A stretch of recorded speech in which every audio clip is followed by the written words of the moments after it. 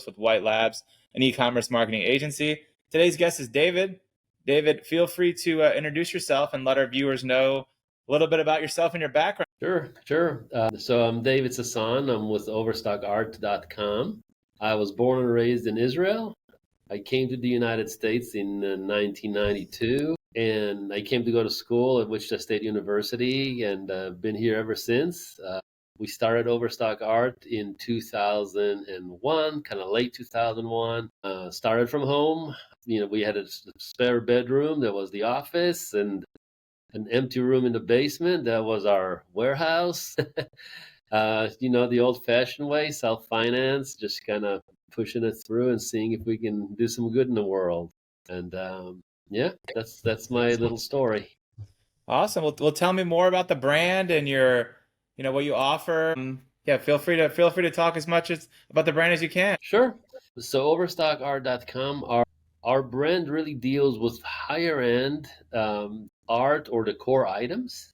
When I say higher end, not extremely expensive, more towards middle class, but we are on the kind of upper part. So our art will be kind of in the living room and places like this, more featured places. Our bread and butter product, what we're most known for, are hand-painted oil paintings. These are reproductions of artists like Van Gogh, Monet, Renoir, some of the greatest artists in history. We work with studios overseas and give them orders weekly and work with them as far as the quality control and all that kind of process. Bring the product into our website, into our site, our facility, and then we put it on our website and in marketplaces. We do all the framing and all that type of process in-house. Our people are framing, making sure the product is great, and consumers can choose what frame, what options they want, and we ship directly to the end consumer. We started in 2001, so we've been around for a long time. We kind of know the ins and outs. Our customers are relatively loyal. We have about 52% of repeat purchases, which with a product like art is really good. From the get-go, from our birth, we knew that the first sale is going to be difficult, and so we were all about the second purchase. And so to get the second purchase, you have to give them a great product and a great experience, and that's really what the brand's all about. Awesome. Well, thanks for that overview. And you touched on it briefly, but who is your target audience?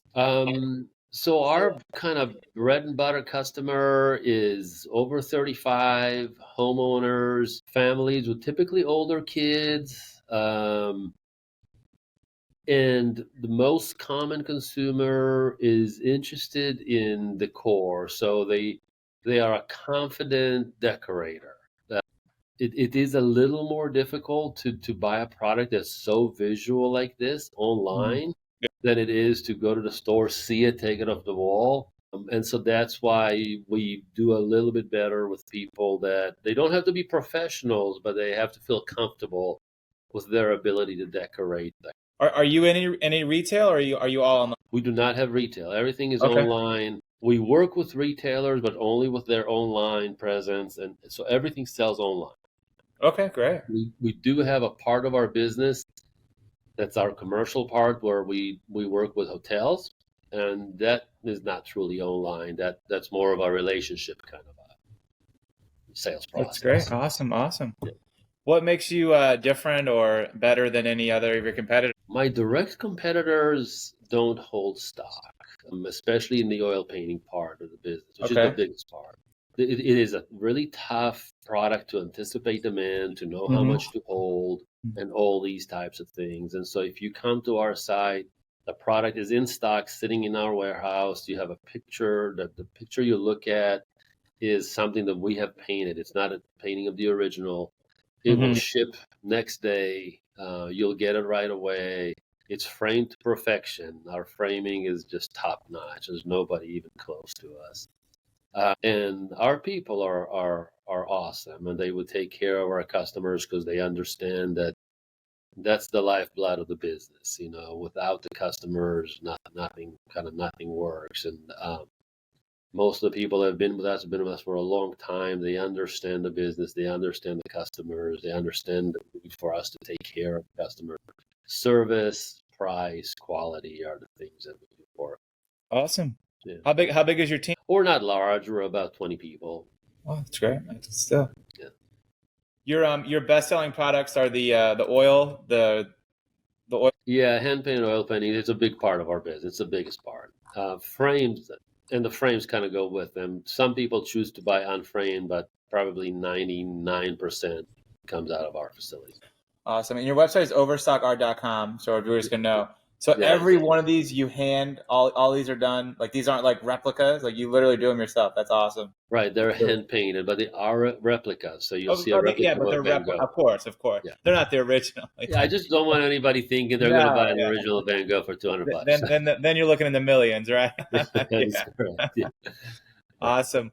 So you've been in business for over 20 years. What are some challenges that you faced, and how were you able to overcome? Man, with the longer you are, the more challenges you have to face, right? Of course. So the first challenge for us was really the beginning. If you think about 2001, 2002, people are on dial-up modems, and images are very scaled down, and you cannot see the brush strokes and things like that. And so, just us overcoming that the product didn't sell online at the time. It was all sold through stores. So that just overcoming the idea that a customer can buy it, they can return it, they can keep it. Mm-hmm. All that was just that's kind of the birthings to some degree was the initial challenge. After that, just like milestones we ran into. So like 2008, the financial meltdown all Yeah. over the United States. Banks are like dropping like flies. And fourth quarter of 2008, we're flat for the very first time. That first Wow. fourth quarter is flat. And then 2009 starts, and we are actually down year over year, which has never happened before up until that point. And, we're a young business, we're small, we don't have a lot of resources, we're running out of cash. I remember in July was I think June was a terrible month, and we're talking the beginning of July, and July starting even worse than June. And it's like, okay, what do we do? And so it was me and my brother, my youngest brother, who works with us, and we're talking, kind of kicking out ideas. And I'm like, got to be aggressive.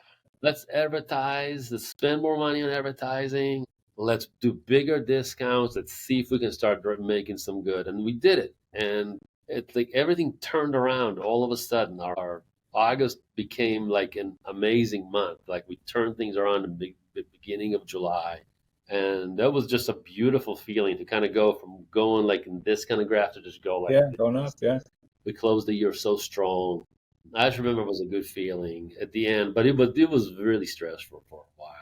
2013, we had some legal issues, and sales again kind of started tanking, and it was more complicated because we had a lot of product we couldn't sell, and we had just everything was out of stock. We had production problems, like kind of perfect storm, and we just had to really buckle down, cut expenses, because sometimes you can't sell your way out of a bad situation. You just got to cut expenses, and we did, and we just kind of slowly worked our way through, and that probably took about 3 years before we were able to recover.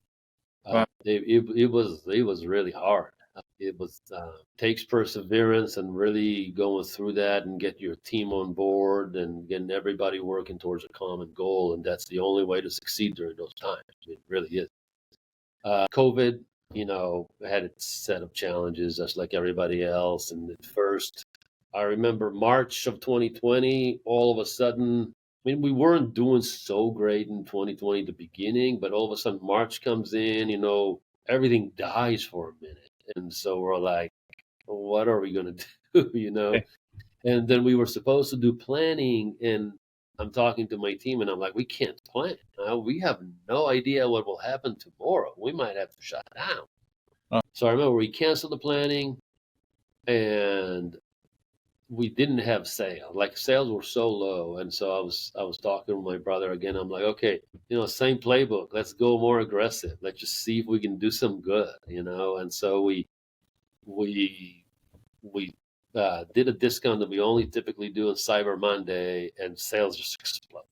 And after that, we didn't know if it's the discount or what's going on, but then it just stayed because everybody was at home and they were looking Yeah. at empty walls. And so then the problem became we didn't have anybody to fulfill the art because we lost some employees and this. So we figured that out. We worked with our production manager, really kind of stepped in and worked with a small group because we couldn't hire. It was a crazy time, Yeah. and the sales were just terrific, and all of our team worked from home. We moved everybody home, and you send everybody home, and you're thinking it's going to be 2 weeks, 3 weeks, 4 weeks. Yeah. End up being there for a year, but we built systems of how to work together remotely, and it worked well. Uh, Definitely worked well. And the last part is really right after COVID. We had a lull. I had to really kind of change our mindset because we kind Hmm. of gotten used to sales being so easy and it's all about fulfillment. All of a sudden, we got to generate sales, and we're not used to it because we've gotten used to everything being easy. So that was another shift. So if you've been around long enough, you kind of see you see it from all Yeah. directions. 100%. Yeah, yeah. Well, that's great. Well, I'm glad you're thriving today still, and 20 Thank years over 20 years of business is amazing, and congrats to you. Thank you. Thank you. What is your future plan? So we're kind of looking at our business in a variety of different ways. So first is what we call our channel one, which is our direct sales. It's our website. It's our most important way to sell. And our philosophy has always been take care of the customer so they come back. And so our big push right now is to improve the upfront experience. So the experience on the website, first time you're visiting, how can we improve that experience so we increase the close ratio? So then that growth becomes very profitable. Mm. So that's really our focus is how do we improve the upfront experience. And it's things like site speeds, options Of to course. pay, search, right? The normal things, imagery, descriptions. How can we do a lot of small improvements to create kind of this flywheel effect where we are kind of compounding the sales? So that's kind of the short-term push with our website. We sell a lot of marketplaces and with retailers. And over there, it's really figuring out can we capture one or two or three of the biggest sales channels and figure out what drives this channel because every channel is a little different. Of course. We work with Wayfair, for example. Right now, Wayfair's got a real push for speed. So can we capitalize it? Because our product is not, like if you're selling computer mouse, then you take the mouse, you get the order, you put it in a box and you ship it. Hmm. We got to take the art, we got to stretch it, we got to frame it, we got to chop Hmm. and join the stock to make the frames. Like we've got a big process around it. It's Uh-huh. not just pick and pack. And so, how do we fulfill same day? So that's a big push because if we are faster, we get higher in navigation, more people see us, and then we get to sell more. And so that's the push on the retail channel. And then in our wholesale, we got a lot of things, a lot of projects that are kicking. And so, how do we take a greater share? Right now, we're selling art and mirrors. And so, can we get more of the mirror business? Can we get more of the art business? Can we get more of the public space business? So, it's getting a larger share. That's the push. So, that's kind of how we're building the growth. And we're looking at each channel and saying, what's the leverage point on that channel? Gotcha. Makes sense. Yeah. What are some successful activities you've done to promote the brand over the last few years? Um, Successful activities. So that's interesting. I have to say that 2021, I was sick. I had cancer, and so I was out for a couple of years. And so my team really took care of everything for a while. And just in like 2023, midway through, I got back. So I can't say that we've done a lot to like promote the brand, like build the brand. It's Hmm. more pushing in the same way that we've been, but just like kind of like push harder. Yeah. So right now we're starting to look for different ways that we can, build the brand, build the sales up, build the team up. Awesome. Well, David, is there anything that I haven't asked you that you'd want our listeners to know about yourself, the brand, that I have not asked? No, honestly, no, not that I can think of. I honestly have not done a lot of these podcasts in a long, long time. Just kind of get back into it, so it's. I feel like everything is new, so I Yeah. haven't done it in a while. But overall, it's been an exciting ride, and we're looking forward to keep growing. That's the biggest thing, and our art is this has been like our biggest thing. I'll tell this little story. When we started, we didn't frame. We only shipped rolled canvases. Mhm. And I remember we went to this wedding, and it was a friend of ours, and so we gave her a gift, a painting. And we saw her later, maybe 2-3 weeks later, or a month later, I don't remember. And she's like, I love it, and she showed it to us, but it's not framed. And I'm like, Oh, okay, but why is it not framed? Like, well, I just haven't had the time. Like, okay. So I was talking with my wife, and I'm like, the problem, if somebody buys it and doesn't frame it, they'll mhm. never buy again. Yeah, And so even they may not complain because we didn't cheat them, right? We gave them exactly yeah, what they thought, yeah, but they're still not getting the benefit. of So course. we have to add frame. We just have to bite the bullet, figure out how to do it. And remember, we are still at our home at that point. So Of how do course, you yeah. do that? And so it was a little bit of a leap of faith and a big push, and we did it, and business tripled. So for all the listeners out there, sometimes you got to find it's not enough to just deliver to your customer what you promise. Is you have to make sure that your customer is enjoying your product, or they don't come back and shop. Now that is some amazing advice, and your story's amazing. Your brand is awesome. I was looking at the site throughout the day Thank today, you. and I appreciate you coming on the podcast. Absolutely. Thank you very much for having me. Thank you, David. All right, thank you very much.